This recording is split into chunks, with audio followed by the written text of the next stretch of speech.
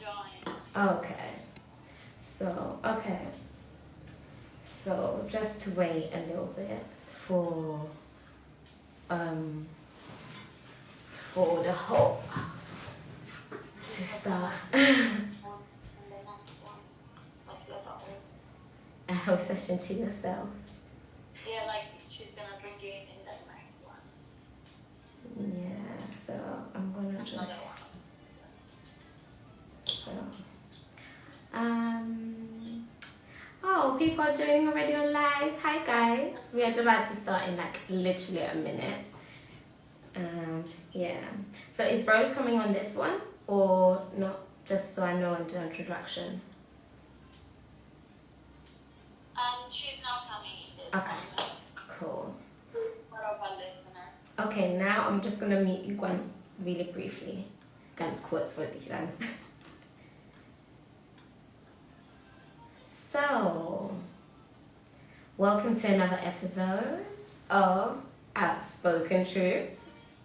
It's your host Idol. I'm here again with another episode. I've literally missed you guys. I know I haven't been here for the last 2 weeks. You know, that was a whole thing. But yeah, I'm back. So today we don't have a studio guest. Today we have somebody on the phone with us, somebody very prominent and lovely, a wonderful, beautiful soul. She is an author. She's also a really, like I said, beautiful soul that's here to help, enlighten, and show that light for you guys to even help you guys on your path. But obviously first you shine the light for yourself and then you bring it outwards. So I've got the lovely Maia on the phone from At the World of Maia. Did I say that right, Maia? Yeah, you did. Thank you so much. So Maia is joining me here today, and today we're going to be talking about ancestral reverence. I always like sometimes like reverence, ancestral reverence. So and is it veneration? Is it veneration? Yeah, veneration and I guess the kind of like respecting your ancestors and like bringing them in your craft. Exactly. That's what's up. So just to kick it off, like, tell us a little bit about what your interests are, Maia, so that the listeners can get an idea. Okay, perfect. Thank you so much. So first of all, hello everyone. It is an honor to be here today with you. And so basically, as Idol already said, I am an author, but most of all, I am a very, very spiritual being. Being an author is like a secondary thing for me, but mostly I feel like I am a child of nature, and I spend most of my time honoring the spiritual world, nature, and everything that has to do with magic.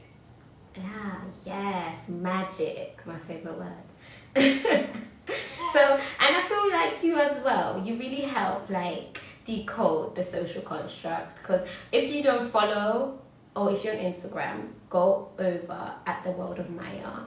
Her posts are just mind-blowing, especially her Instagram stories. She will make you kind of question yourself sometimes. You'll be like, being comfortable having uncomfortable situations and conversation. I think that's also what we are lacking right now. You know, so Yeah. So let's go into ancestral reverence. So obviously ancestral reverence is like honoring those that have come before us and that have departed.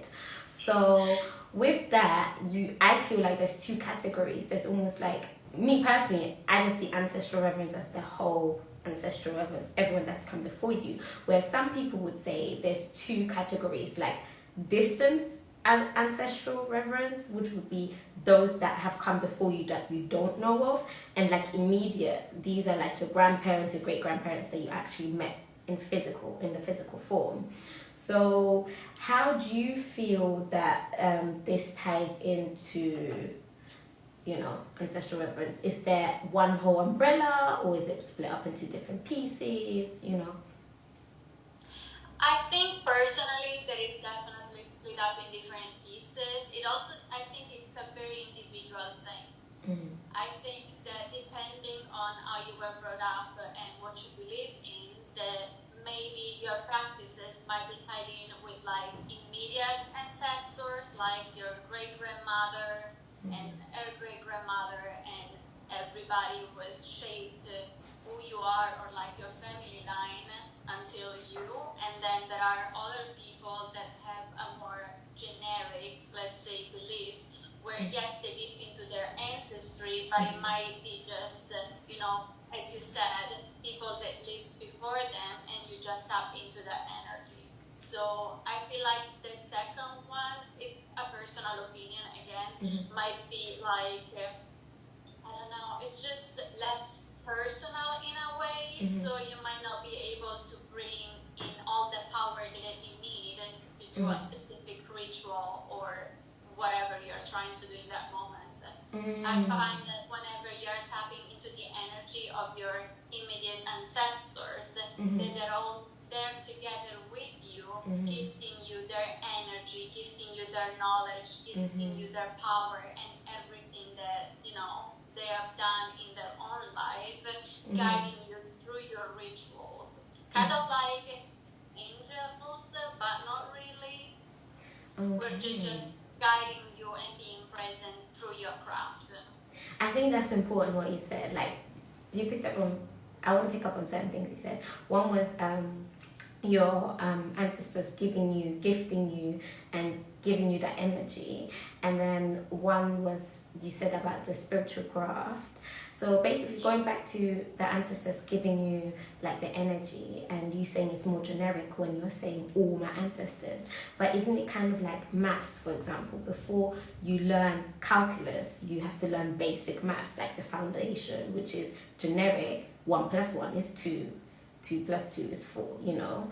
And then as time goes on, you can now specify x over y squared. Do you see what I'm trying to say? So is it maybe this is the way people enter it first, just in general? Oh, my ancestors are walking with me. And as you go through the journey, you get called to go into specifics. Do you see what I mean?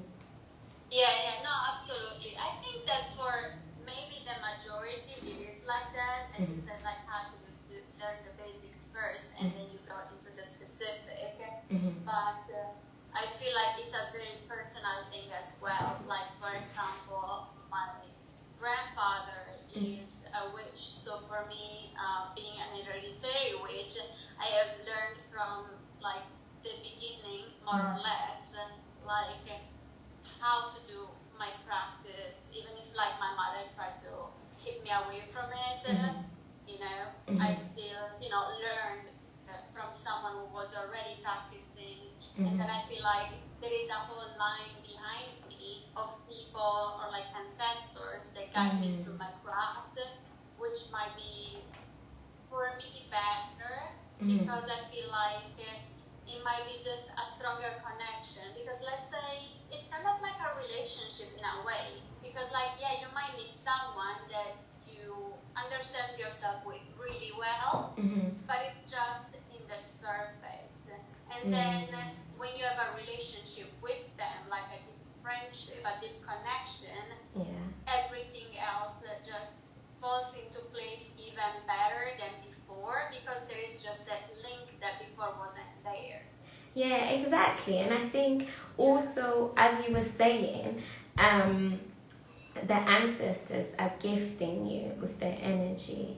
Yes, it's true, you might not be aware of it, but let's say like your granddad or your grandma, obviously you were fortunate enough to have had it passed down from your granddad to you. And some of us don't. Some of us are kind of like we come in, we know something is up, but we don't know who to turn because, like, it's the immediate family, like mother and father, they don't really like give us that because we are still brought up in the form of, you know, religion and that social construct, and you know, you don't question. So, but as your inner being knows something is off, you start to seek for the answers, and then as you seek for the answers, you find the truth, or your truth, because anyway, truth is just a perception anyway.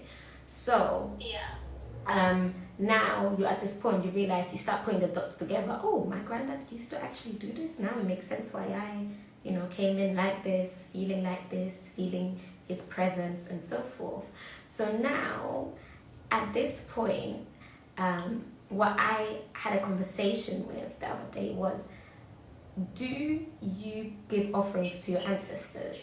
Like, when I say offerings like food, like for example, when you cook a meal, you cook your meal and then you portion a little bit off for them. So do you do that? How do you feel about that idea of it? I do it, but I don't do it as frequently as maybe other people do, because like there are other witches, other spiritual people that do it on a regular basis, like weekly, maybe even daily. And for me, giving offerings is more during a ritual time when I'm calling on my ancestors or deities, when I'm like, okay, I give you gratitude for everything that you give me during my life or like this time, and this is my offering to you as a thank you. Or like, for example, on Halloween, I do leave candles lit on for like my grandmother, for example. She passed away in 2012, so I still do little things for the dead, but it's not a regular thing for me. So I don't always give offerings unless I'm doing a ritual where I definitely then give them my gratitude. Okay, I understand. Because I even thought, because for me, my idea was like, how can you not give to your ancestors if they're always there, they're protecting you, they're even like directing you. You know, sometimes when you took a wrong turn and that wrong turn ended up being a blessing in your life, I feel like that's, you know, your ancestors had a touch, or they had something to do with that. So why wouldn't you now go and give them something to nourish them? Because you yourself wouldn't work for free, you yourself wouldn't, you know, train on an empty stomach. You can, don't get me wrong, you can definitely train on an empty stomach, but the results are not going to be great.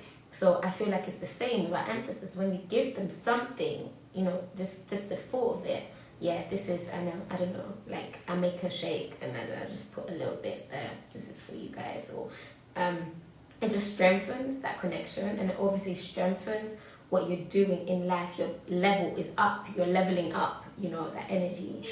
So because apparently I've heard certain people that, you know, withhold from their ancestors, like they're like, oh, they didn't get me that, so, you know, I'm withholding, I'm not giving them that. And it's just like, kind of like, why? Do you know what I mean? These are people that are there to help and protect you and elevate you. So I don't know, it's like you're shooting yourself in the foot with that one. I feel like you can't withhold from your ancestors. If your ancestor is like, oh, I want a yellow cloth, try and find that yellow cloth. And to be fair, they will even direct you to that yellow cloth that they want. But I think in regard to this, that it comes to what you're trying to do. There are a lot of people that connect to ancestors or like connect to deities just to ask for things. And other people connect with them because they want a relationship with them, because they want them to be part of their craft, of their everyday life. So I think like even in spiritual practices, there is sometimes selfishness. Like, yes, I'm calling onto my ancestors, but only because I need something from them.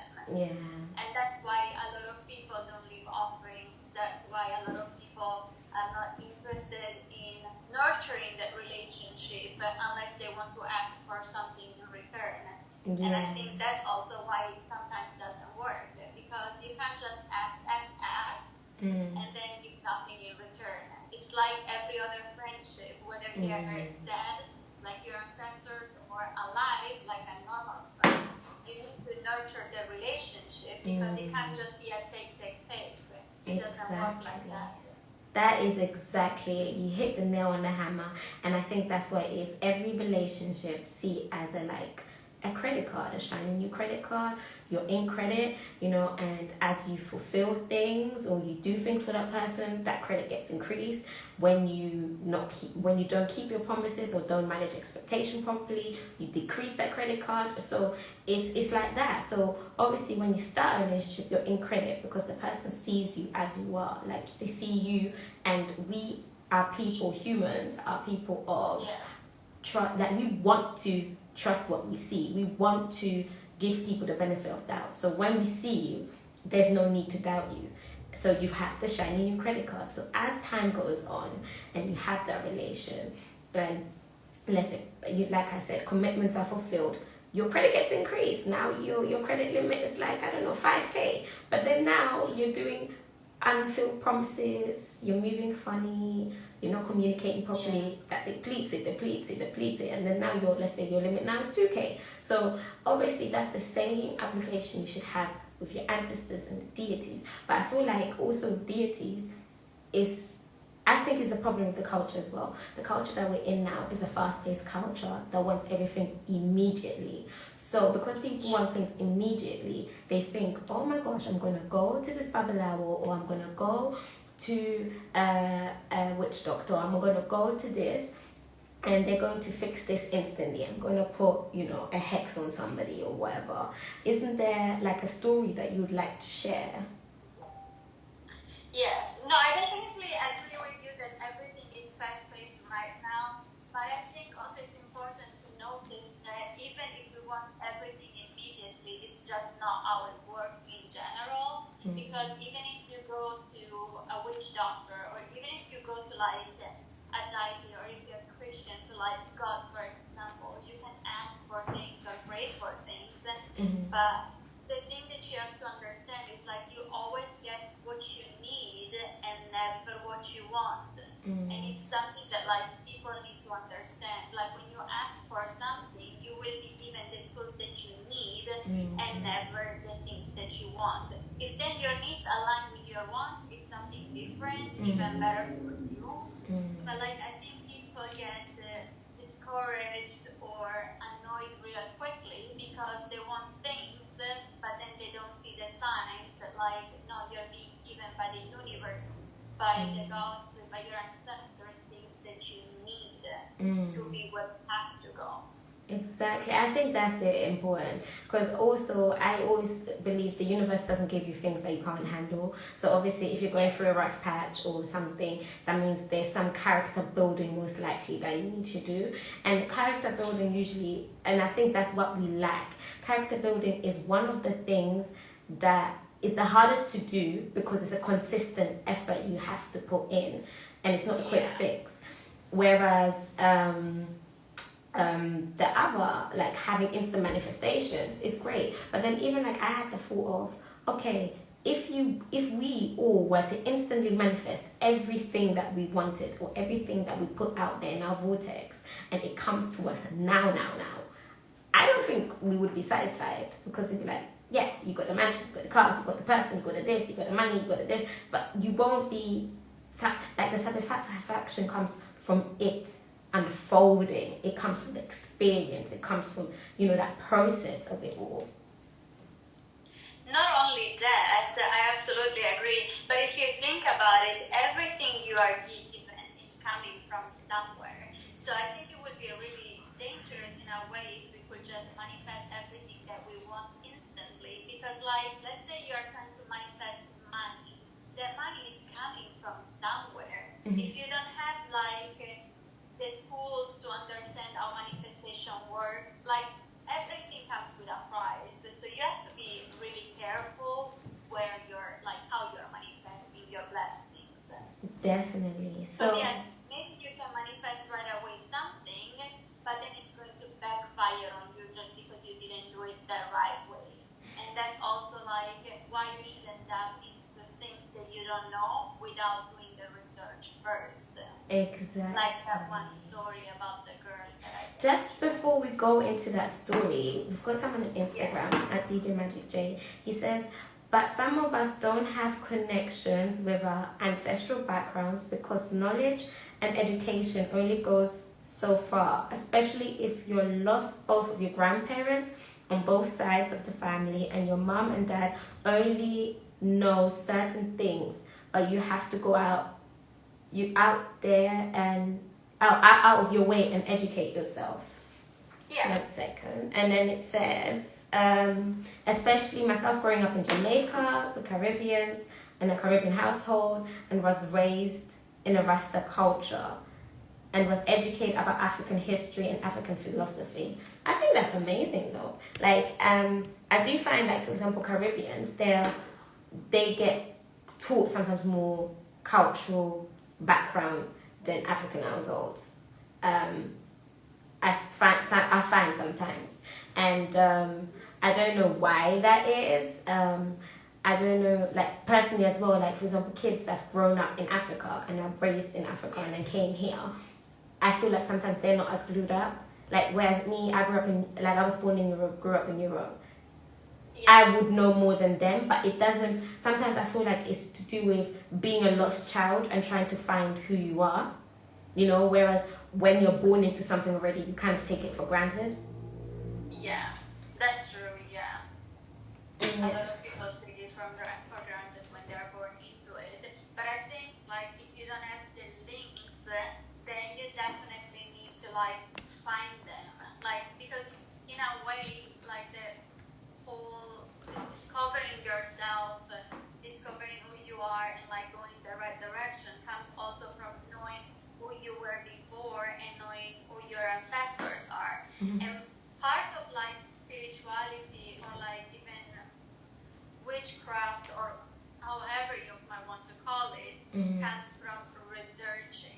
Like, you have to do a lot of research to understand where you come from and how you can go from there. Because it could be like, you can't just call on anybody else's ancestors. Although people may argue that we all come from the same place, so more or less we do all have the same ancestors, but I will argue with that because, I don't know, I just find that, like, if you find yourself in this life, you have to go with the connections that you have in this life.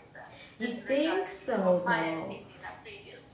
Like, I understand what you mean, but, like, I think it's the understanding as well. If you have the global understanding of, okay, I come from here, and you respect it, and you respect every being as that, I don't think you would have an issue going to another culture, so to speak. But at the same time, your ancestors are the gateway. They will protect you from wherever you need protection from.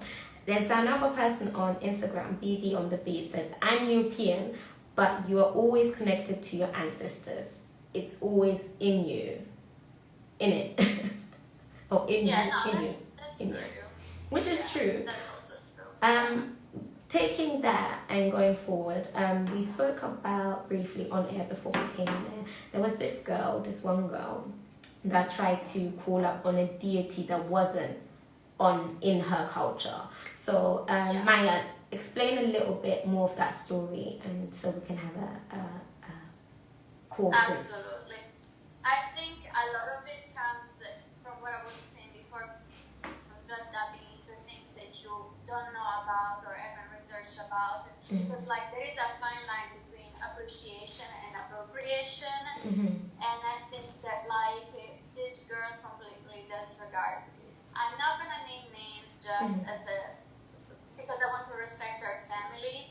I'm just gonna say that, like, this girl passed away. It was the 19th of April of this year. She was born in Portsmouth, Virginia, and she was a Wiccan, and she tried to dabble in voodoo to act her black girlfriend. To hex, sorry to cut you. What does hex actually mean? Just for the people that might not know what hexing means. Okay, so basically hexing is putting a spell on someone that is supposed to harm them. So everything that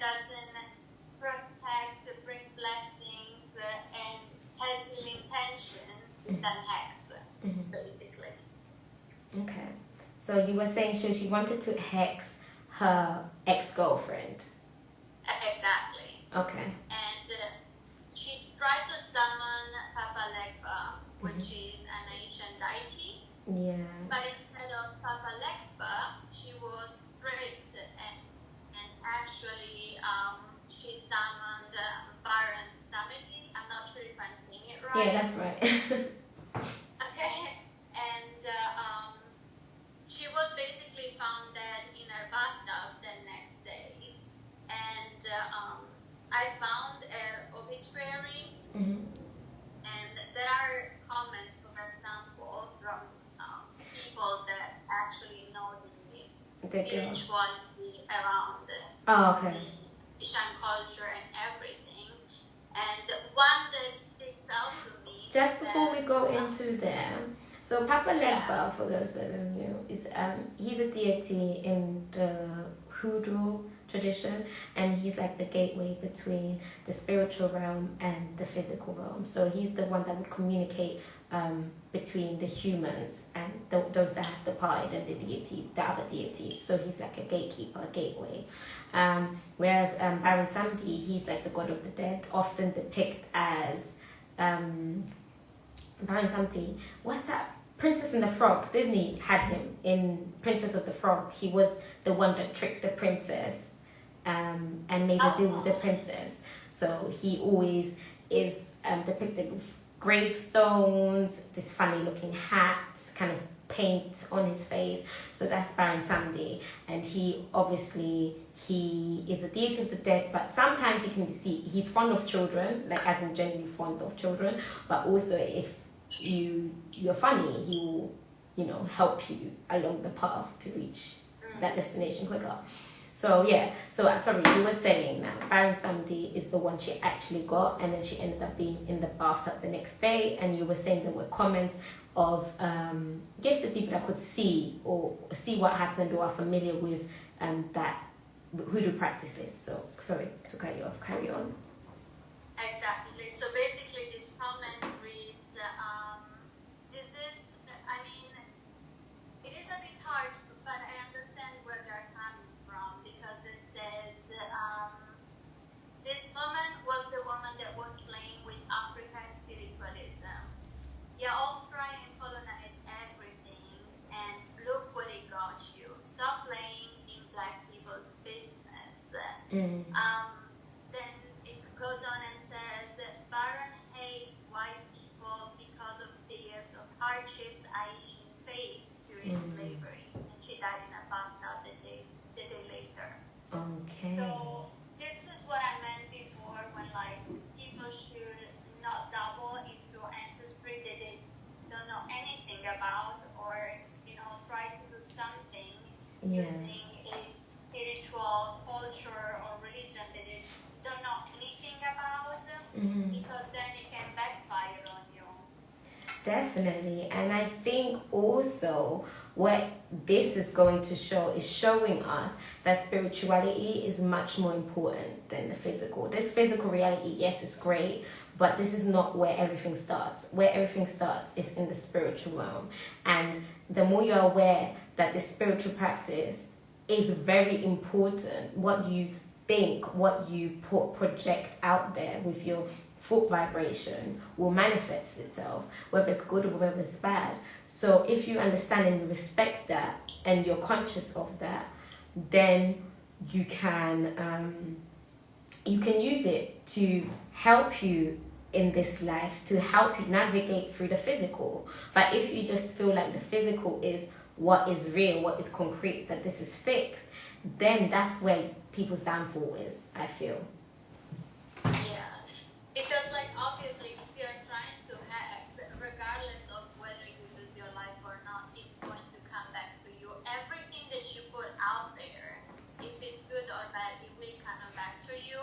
And that is why it's so important to always make sure that you're putting out good energies, be kind, and just be the best version of yourself that you can be, because it's going to come back either on you or your family or anyone that you love that isn't around you. The energy that you put out there will endanger everybody in your in your present sphere. or like that is close to you. Yeah, and I think that's important, and that's where you come about with generational curses, where a generation of people have been cursed because of something one person has done in that line. So essentially, it's being mindful and not making it hard for the next generation, because at the end of the day, we are going to become the ancestors. So somebody says, tell us more about spirituality. What does it mean? Basically, if I personally was to describe spirituality, I think is a way of being conscious and aware of who you are in this realm. So it's being aware that there's more than your physical self. It's being aware that everything and all is interconnected, and you are part of the all, and all is part of you, and everyone is a different reflection of divine. Everyone is a different reflection of the universe, of the creator, of God. So you are a reflection or expression of God in its form, and you've come here to live life and experience it, you know. And then when you cross over onto the other side, you regain the consciousness of everything that you have had, and then you might decide to come back, you know. So Maya, I'm going to pose you this question as well. Tell us more about the spirituality, and what does it mean? To me, spirituality, as you already said, to be honest, we have a very similar concept of that. Mm-hmm. It's about literally taking a meaningful connection to the bigger, like to your higher self and the universe, because everything is connected. Like the universe, your thought, everything, yourself is energy. Yeah. So it's just the notion and the awareness that like you are part of something so much bigger than you. The life that you're living right now is just a temporary experience, because your soul will live on and go to maybe being reincarnated in a different person, or even in a different galaxy, or just a different place. Yeah. And it's just knowing that whatever you're going through right now is just a phase, but a picture that we can't even imagine how big it actually is. And it's also like something where, I don't know, I think it brings me really a lot of comfort, even sometimes more than religion. Exactly. It's funny that you're saying religion, because Leon Manzi also asked, is it in subject to religion? So Leon Manzi asked if it's in subject to religion. I think that spirituality might incorporate elements of religion, but it's generally a broader concept, I feel.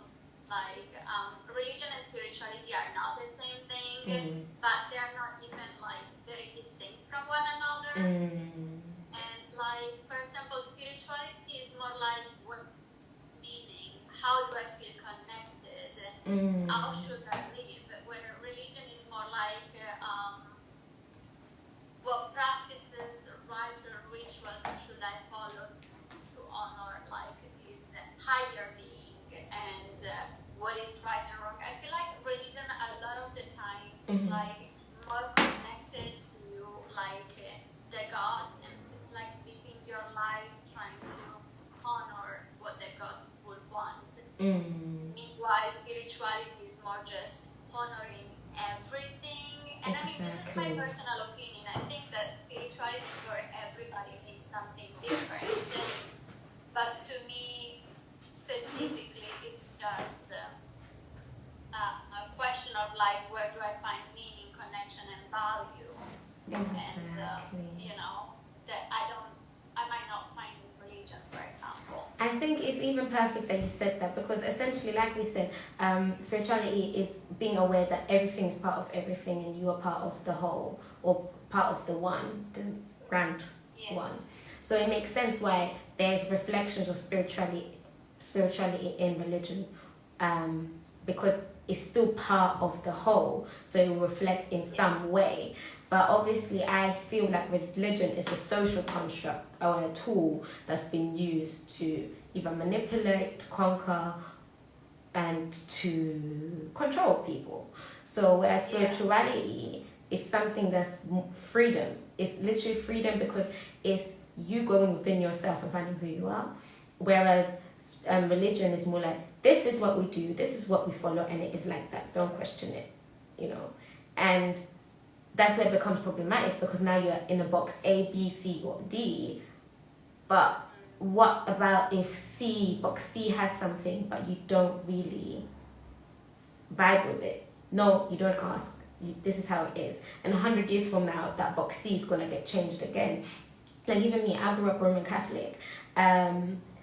Our Father, the prayer, has changed. Like I remember when I grew up, Our Father, the way it went, la la la, great.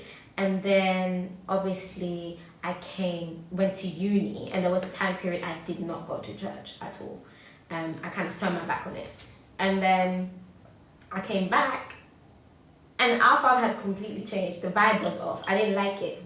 And Mum would be like, why are you not saying it? This me changed. She's like, yeah, but they only changed that one line. This me, no, but it changed. You don't understand. The vibe is different. That vibration has changed. You see, like I didn't like the way it even felt. The vibration had changed. Even, don't get me wrong, even with Our Father, there's some things in there that I don't exactly necessarily vibe with. The whole kind of, oh my gosh, I'm so pitiful, please take pity on me. No, you're not. Like, why are you pitying yourself? You're so much more, you know. Yeah. So that whole construct I don't really like anyway. But the fact that they only changed a line or a sentence and the whole vibration shifted, it just goes to show that it's not like you were saying, it's not the ritual or it's not the procedure that they're following that helps people. It's the emotion, the spirituality behind it. It's the And not only intention. that, I really like that you mentioned this, because it also goes to show how powerful words can be. Like, if just changing one line can change and shift the whole energy, it shows you how powerful your words actually are in your practices. So when you're talking to like anybody, that's why you always should use your voice for like good and like always come from a place of kindness and beauty, because like words can shift entire energy, as you said already. That's why one second. You think about it. Yeah. So sorry, like Lion Manzi said, I did my research and I've experienced with the spiritual realm. My question was to guide me if by spirituality that's being mentioned comes from faith in God. So maybe Lion Manzi, if you can clarify a bit more. So you said that you had experience in the spiritual realm. What would you say? Would you say was it meditation, yoga practices, crystal work? What exactly did you mean by you have experience in the spiritual realm? Or is it like kind of dream interpretation or literally astral projection? There's so much in that. So if you can specify a bit more, then maybe we could answer your question. Sorry, Maia, carry on. No, what I was saying is like about the power of words, which is also why I'm very wary of fake light workers. For example, everything that is going on like around the world right now, there are a lot of people that deem themselves light workers and then are just like, oh, let's say Instagram, because everybody has Instagram now. Yeah. Let's go there. If you think about it, like Instagram is now also a place where people are getting a lot of information about what's going on and how to take action. And then you have like people who think themselves as light workers that aren't really, because they say, oh, the timeline is being like really negative and I want to spread love and kindness, so let me put this picture up that reflects completely from what's going on. But to me, like being a light worker means also getting uncomfortable with myself and like questioning my own beliefs, my own action, because being a light worker also means doing work within yourself, bring it out or like is. So if you are trying to do like something that is positive, if you want to bring light and love, you have to question your own beliefs. You have to question yourself. You have to ask yourself, is what I'm doing serving others, or is what I'm doing only really serving myself? Am I doing this because I want to change the world, or am I doing this because it's just changing my life and I have no interest in changing a world that serves me so well? So fake light workers will always try and spread positivity while deflecting from everything that is happening in the world. But true light workers will be in the front line, questioning themselves first, because their work is what brings light and love.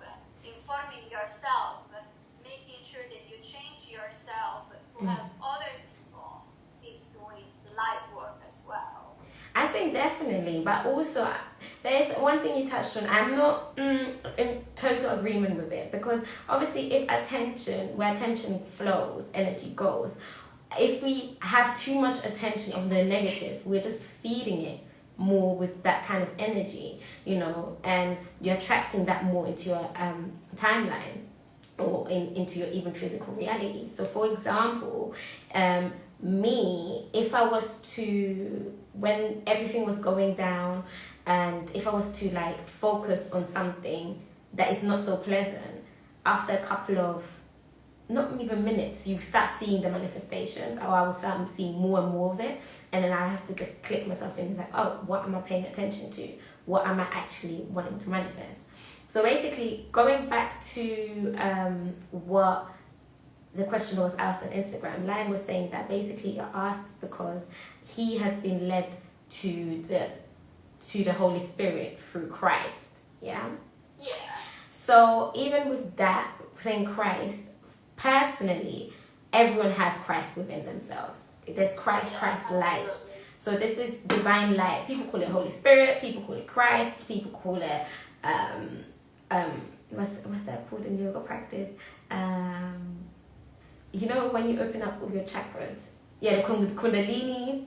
People call it, brilliant light. People call it prana, energy. People call it, it's got so many names. So as I was saying, and you were saying, words are powerful because we use that to interpret what is going on around us. We use that to make understanding of what is going on. So obviously, if somebody calls it Christ, I can understand it as, this is Christ's self, Christ within me, Christ, the thing, the Holy Spirit, the intuition, the thing from divine that I can use to manifest. Because obviously, word is born. When you put out your word, it comes to you multiplied. It also depends on your belief and your intentions behind it. If you know your word is born and you're going to say, I am going to manifest this X, Y, Z, or I'm going to manifest a very pleasant week with, great blessings, you will put that out there, and that's what you will attract. So this is the Christ self. This is the Christ that's within you. Yes, it could be that there was a Christ that has lived many, many years ago, but even somebody was saying a tweet, which goes back to ancestral reverence, people at the time of Jesus Christ did not believe Jesus Christ was Jesus Christ. But now, years later, people believe in him. That is ancestral reverence. And in fact, it's even ancestral reverence and a bit of cultural appropriation, because exactly where, if you look at the geographical map, Jesus Christ was supposed to be somewhere in Africa, in north of Africa, but now he's kind of gone into kind of Mediterranean, brown hair, blue eyes kind of mixture concoction. Great, but in a way, it's also an interpretation, it's cultural appropriation, but it's also you doing ancestral reverence. Because if people didn't believe Jesus Christ was Jesus Christ at his time, and now everyone's saying, everything within Christ, you're praying, yes, Jesus Christ protect me, Jesus Christ this, then that is ancestral reverence, isn't it? So when people are fasting and they're like, they're fasting in Christ, or they're fasting, that's all ancestral reverence, isn't it? It is, absolutely. And I really like that you touched on the fact that Jesus is actually a brown man, because a lot of people get that. And as you said, there are a lot of paintings or pictures of him depicted as like a blonde or like light brown hair, blue eyes, but that's not at all what Jesus was like. Mm. And I think a lot of it comes also from the fact that like everything is colonized, even religion. And you just have to find for yourself the real truth and not just what's in books, because a lot of what we learn from books is also something that comes from people that want to push a narrative on us as well. So it really needs to be up to us to be aware of the information that we are feeding our mind and just the thoughts that we have. Exactly, precisely. Because sometimes we have to decolonize our minds as well. I think that's it. That's it. And it's also like when you close your eyes, what do you see? Like in honesty, when I close my eyes, or when anyone says Christ to me, I see a bright light. Like a bright light, the brightest light there is. Yeah. You know, some people see pictures, some people, don't get me wrong, it wasn't always like that. You know, when I was younger, I used to see a white picture of white Jesus, you know. But then obviously as time went on, I started realizing I'm not actually seeing this picture anymore. So it's just literally because of your belief. That's what I'm saying. Your belief is really strong. It will bring you to places. It will manifest things for you. It will open doors. It will do so much for you. But this is something that's intangible that you can't see. So it's on the other side of the veil. It's on the spiritual side, and that work needs to be done. You have to put that in. It's not just about physical. You know, fighting through everything to make everything to like great. You know, it's a fight. Absolutely. Might as well make it easy and pleasurable. So is there anything else that you'd like to touch upon, like on ancestral reverence? We've got like 6 minutes left. Okay. No, absolutely. I would say that like the most important thing we can do to honor our ancestors is just really trying to learn about them. Because like to me, learning something about someone is like just showing them how much I love them, and then when I find information about them, then I know how to better love that person and how to better honor them in my craft as well. And sometimes spirituality and religion is intertwined. For example, you can be Christian and honor Jesus, honor God, and at the same time still practice the witchcraft, because I know the Bible says a lot about witchcraft. But then again, you have to really interpret what's real and what's not, because the Bible was written by a man as well. And I mean, I am Christian, but at the same time, I don't believe in everything that like Christianity tells us to, because we have persecuted a lot of people and continents in order to push our narrative on them, to push this religion on them. So it really is something that you need to learn for yourself, because not everything that you'll find in books is the truth. You really have to filter through the information that you take in and see really what feels right for you. Exactly. I definitely think so. I know, like I said before in one of the episodes, it was like the Pope that signed off on slavery, guys, in 1700s. Like, so, not 1700, 1700. Is that 1700s? Yeah, something like that. 1700s, yeah. So, obviously, if, you know, you're following that and you're seeing the Pope as the highest form thing, and you're like, yeah, we don't have color doesn't matter, then why sign off on something? And we're supposed to love thy brethren, love people next to you and all of that. Then obviously, and the Pope signed off on slavery, my friends, please, like, open up. Like, you can't, for me, sometimes it's annoying. It's like when people are like, yeah, it's like this, there's no color, and, you know, we're all one, and all this, all that. But then you have stuff like black churches and white churches. Why? if color didn't matter, then we should just have churches. We shouldn't have a black church and a white church. And if color didn't matter, we wouldn't have gone into slavery. If color didn't matter and it's all about the heart, you won't have a thing or like imbalances in churches where depending on the location of the church, you see that church flourish or you see that church you deteriorate. It shouldn't be like that. If one is a collective, then all the money that's poured into the church should be used to maintain all the buildings throughout the realm. It doesn't matter if one is 500 meters, one's in Kensington and one's in, I don't know, downtown, whatever. So all churches should be equal, but it's not. So I think it's always like taking was it the blue pill in the Matrix? Take the blue pill and open your eyes, was it? Or was it the red pill? I can't remember. I think the red pill brings you in the Matrix and the blue pill opens your eyes. You where you are. Oh, no, really? Okay, I thought it was the blue pill. Honestly, not sure. I remember Neo taking the red pill. Oh, okay. Yeah, well, one of the pills basically wakes you up and you have to face reality. And sometimes, yes, it's a hard pill to swallow. And it rips the carpet right under you. But if you have that solid foundation of who you are and you know where you're going, then it's cool, Like, you get there. Your ancestors got you. You got you, bro. They got you, sis. Like, don't worry. Everything's gonna be alright. Bob Marley even said it, was it? And every little thing is gonna be alright. So it's gonna be alright. Absolutely. And if I can just use like 1 minute of like your time. Go. You've got something that I think is really important because I don't know how many people are watching, but it's like something that we all should think about. Just really short. It's for example, the color impact is like really important because like every culture has like different things that differentiate us, that make us unique. So it's like really important to see color because color is beautiful, and we also should embrace our differences because it's what makes us us. And if we were all the same people, it would be like a boring and ugly gray universe.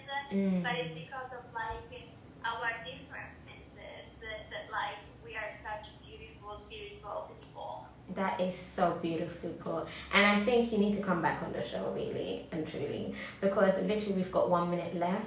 To all our listeners, to all my listeners, thank you so much for tuning in into another episode of Outspoken Truths.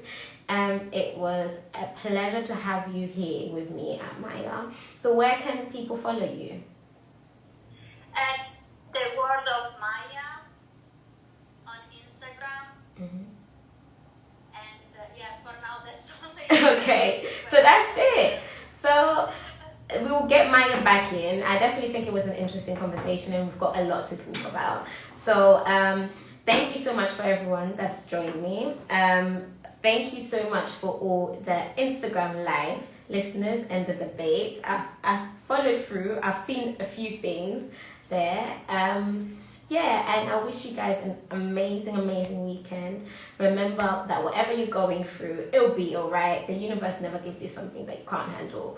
And you've got your ancestor there to back you as well. So you're good. So have an amazing, amazing, amazing rest of a Friday.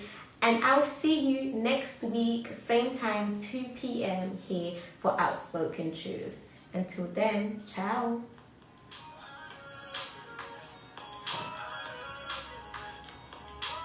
That was Yes, I'm so excited.